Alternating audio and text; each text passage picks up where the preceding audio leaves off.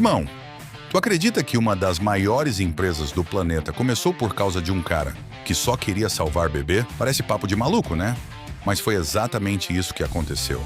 A Nestlé, que hoje domina o mercado de comida e bebida no mundo inteiro, nasceu lá em 1867, pelas mãos de Henri Nestlé. O cara misturava a cabeça de um farmacêutico com o coração de alguém que realmente queria ajudar os outros. E vou te falar, essa história é braba pra caramba. Hoje em dia a Nestlé tá em praticamente todo lugar. Tem café, chocolate, leite, comida, cereal. É tanta coisa que tu nem percebe que metade do que tem na tua casa provavelmente veio dela. Mas relaxa, porque essa história vai muito além de vender comida. Essa parada fala de visão, coragem e de um cara que resolveu enfrentar um problema que ninguém tava nem aí pra resolver.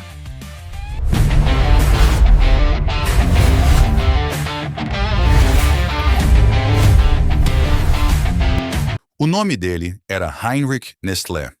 Ele nasceu em Frankfurt, na Alemanha, no dia 10 de agosto de 1814.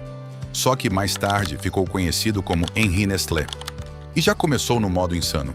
O cara era simplesmente o 11º filho de uma família com 14 irmãos. Tá de sacanagem? Imagina a bagunça que devia ser aquela casa. Desde moleque, ele cresceu vendo de perto a realidade pesada da Europa no século XIX. Pobreza, doença, falta de comida. Era um bagulho sinistro. E aquilo foi entrando na cabeça dele de um jeito que mudou completamente o rumo da vida dele.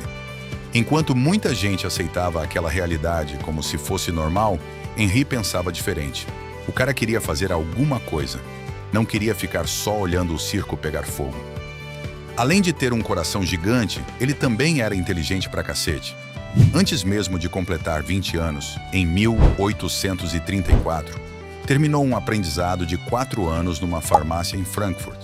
Foi ali que começou a entender de verdade como funcionava o corpo humano, os remédios e principalmente a alimentação. Pouco tempo depois ele meteu o pé da Alemanha e foi tentar a sorte na Suíça. Lá conseguiu autorização oficial para fazer experiências químicas, escrever prescrições médicas e vender medicamentos na cidade de Vevey. E foi justamente nessa época que resolveu mudar o nome de Heinrich para Henri Nestlé, porque assim ficava muito mais fácil se misturar com a galera da região que falava francês. Só que no começo da carreira ele tentou de tudo um pouco. Fabricou óleo de nozes, produziu rum, vinagre, trabalhou com iluminação a gás e até fertilizante. Dava um dinheirinho? Dava. Mas porra, aquilo não fazia o coração do cara bater mais forte. A virada veio quando ele começou a reparar numa parada que quase ninguém enxergava. Henry percebeu que a alimentação era uma das maiores responsáveis pela saúde das pessoas. Parece óbvio hoje, mas naquela época ninguém levava isso tão a sério assim. E como ele era farmacêutico, entendia toda a ciência por trás da nutrição. Não era achismo. O cara realmente sabia do que estava falando. Foi aí que ele decidiu focar na alimentação infantil. E, meu irmão, não demorou muito para todo mundo começar a falar daquele maluco cheio de ideia. O cara tinha uma criatividade absurda, uma vontade gigantesca de ajudar e uma obsessão por melhorar a vida das pessoas. Tanto que uma das primeiras grandes descobertas dele foi o desenvolvimento dos sais minerais. Só que enquanto Henri fazia essas pesquisas, a Europa estava passando por uma fase complicadíssima. A Revolução Industrial tinha virado tudo de cabeça para baixo. A economia estava uma bagunça, a desigualdade só aumentava e quem mais sofria era o povo. E foi justamente desse caos que nasceu a oportunidade que mudaria a história da Nestlé. Naquela época, a desnutrição era pesada. Muito pesada. Bebê morria pra caramba. As taxas de mortalidade infantil eram absurdas. Era uma realidade cruel pra cacete. E aquilo começou a consumir Henri por dentro. O que mais acabava com ele era ver mães que, por algum motivo, não conseguiam amamentar seus filhos. Na maioria das vezes, esses bebês simplesmente não sobreviviam. Foi nesse momento que ele encontrou o propósito da vida dele.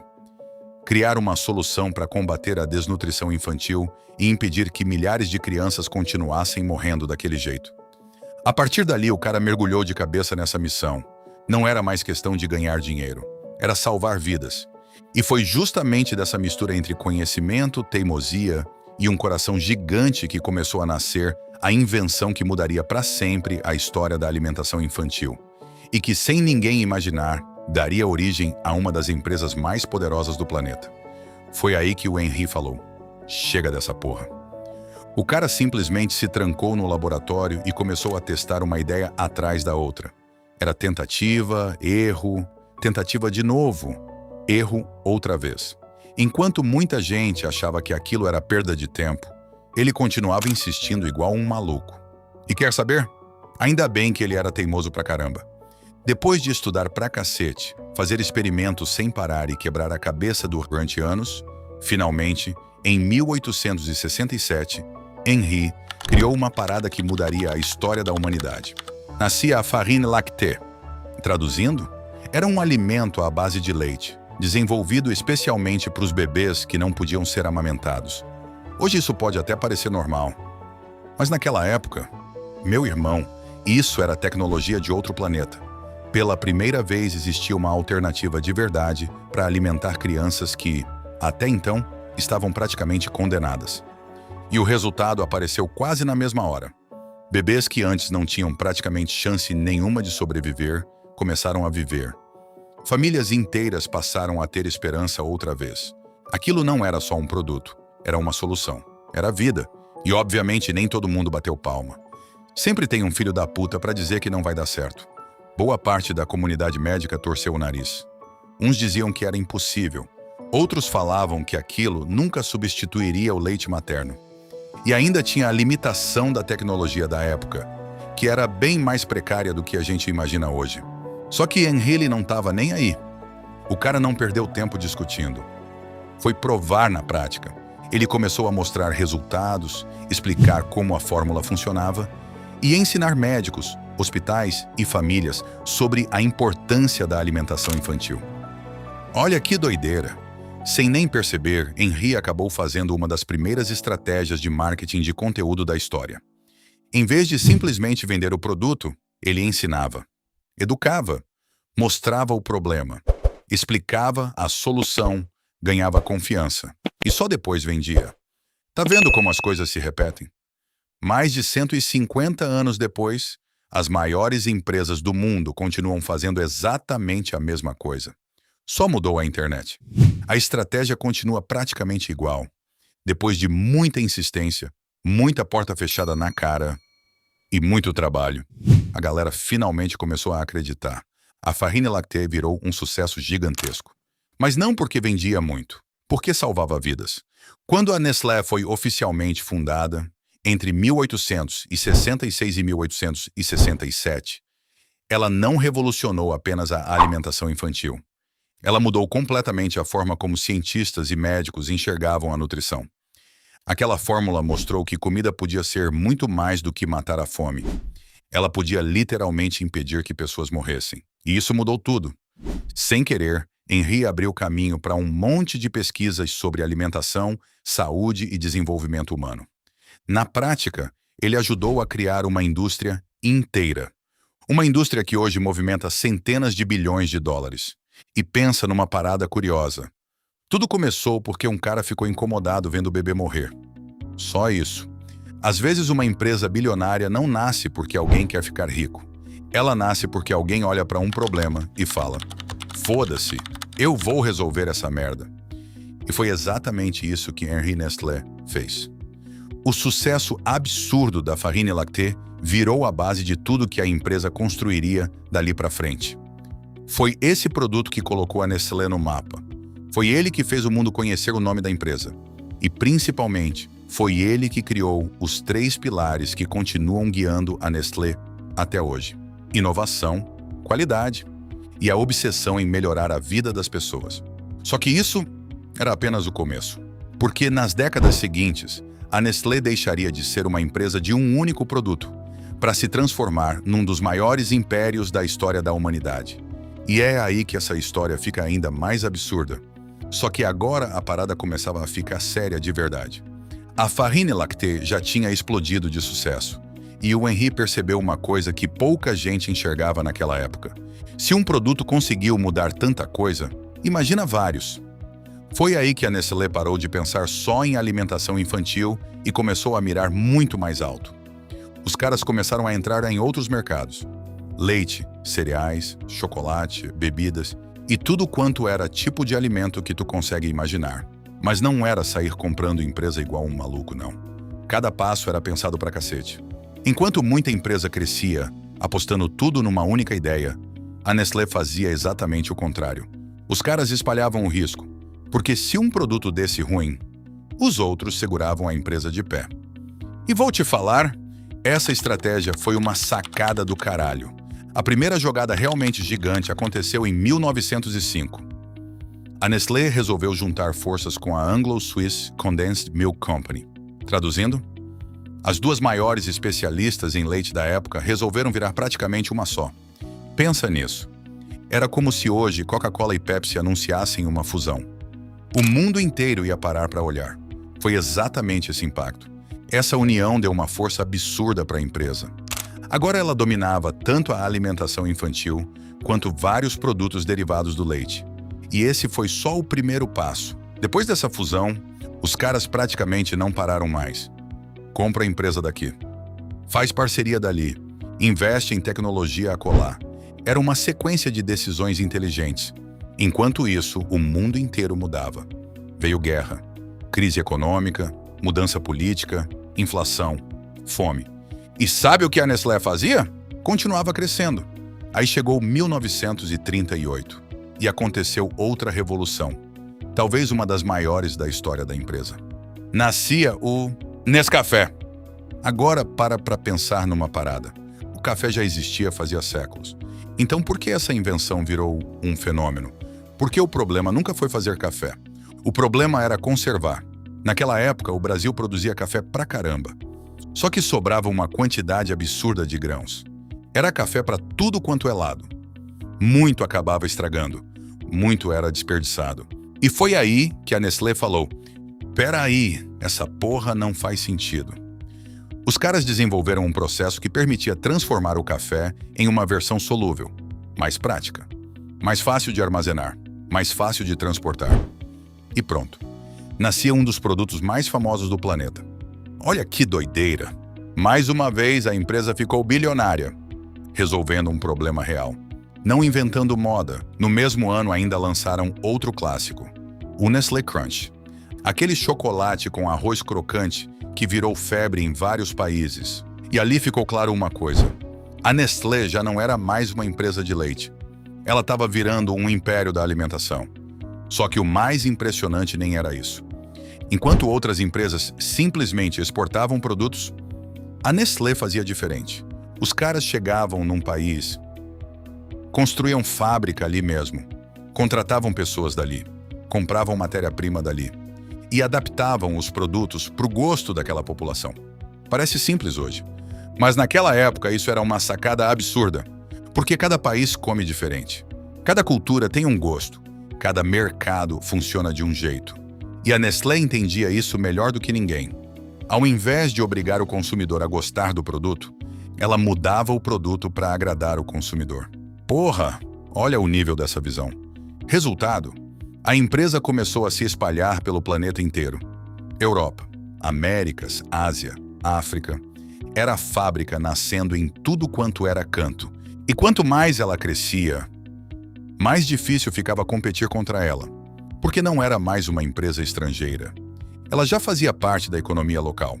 Empregava gente dali, produzia dali, vendia dali. Era praticamente impossível tirar essa vantagem dos caras. Quando chegou ali pela metade do século XX, a Nestlé já tinha deixado de ser uma marca suíça. Ela tinha virado uma marca do mundo. Milhares de funcionários, centenas de fábricas, produtos vendidos em praticamente todos os continentes.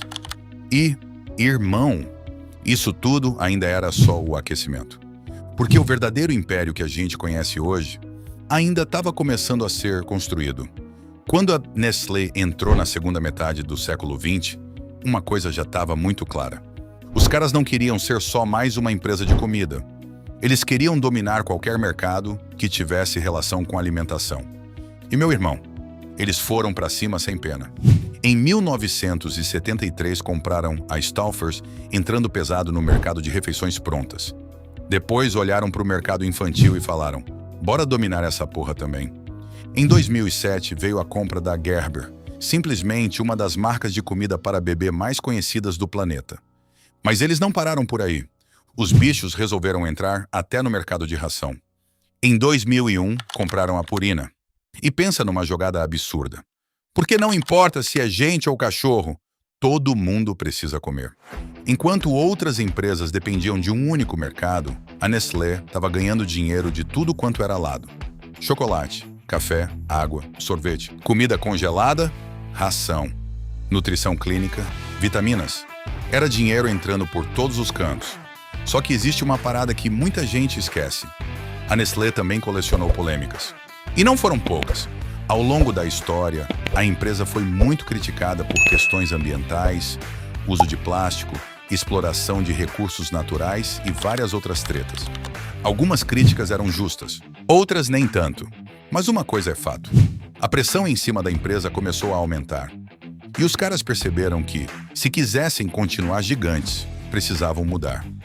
Foi aí que começaram investimentos pesados em sustentabilidade. Hoje a empresa tenta reduzir o uso de plástico, melhorar o gerenciamento da água e diminuir o impacto ambiental em praticamente todas as operações. Não porque virou boazinha do nada, mas porque entendeu que esse passou a ser um dos fatores mais importantes para continuar relevante. Enquanto isso, outra revolução estava acontecendo. A tecnologia. A Nestlé começou a usar inteligência artificial, análise de dados e automação praticamente em tudo. Marketing, produção, distribuição, pesquisa. Os caras conseguem analisar o comportamento dos consumidores no mundo inteiro e adaptar produtos para cada mercado. É um nível de informação que, sinceramente, chega até a dar medo. E mesmo depois de passar por guerras, crises financeiras, inflação, pandemia e um monte de problema econômico, a empresa continuou de pé. Quando veio a Covid, muita empresa entrou em desespero. A Nestlé reorganizou a cadeia de produção, fortaleceu operações locais e acelerou ainda mais o uso da tecnologia. Resultado? Saiu da crise ainda mais forte.